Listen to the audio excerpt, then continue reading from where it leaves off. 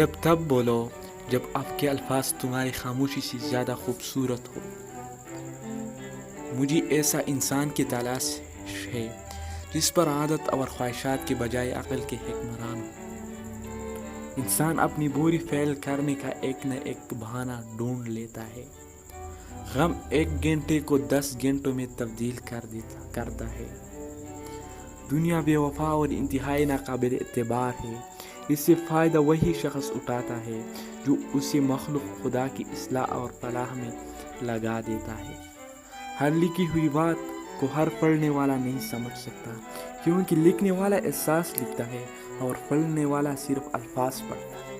انسان کو بولنا سیکھنے میں 2 سال لگتے ہیں، لیکن کون سا لفظ کہاں بولنا ہے یہ سیکھنے میں پوری زندگی گزر جاتی ہے۔ خدا ہر پرندے کو رزق دیتا ہے مگر اس کے گھونسلے میں نہیں ڈالتا۔ رزق حاصل کرنے کے لیے پرندے کو خود کوشش کرنی پڑتی ہے۔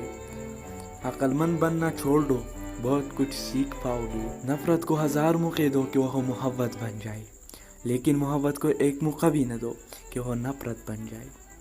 مظلوم کی تکلیف تو چند ساعت کی ہوتی ہے، مگر ظالم ابدی مصیبت میں مبتلا ہو جاتی ہے۔ جیسا سلوک تو مخلوق خدا سے کرے گی، ویسا ہی سلوک خدا تیرے ساتھ کرے گا۔ جو تکلیف تم خود برداشت نہیں کر سکتی تو وہ دوسروں کو بھی نہ دو۔ 3 نیکیاں جن کو کرنے سے قیامت کے دن عرش کا سایہ نصیب ہوگا: ٹوٹی ہوئی رشتوں کا جوڑنا، دل نہ چاہتی ہوئی بھی معاف کرنا، کسی کے گناہ پر پردہ رکھنا۔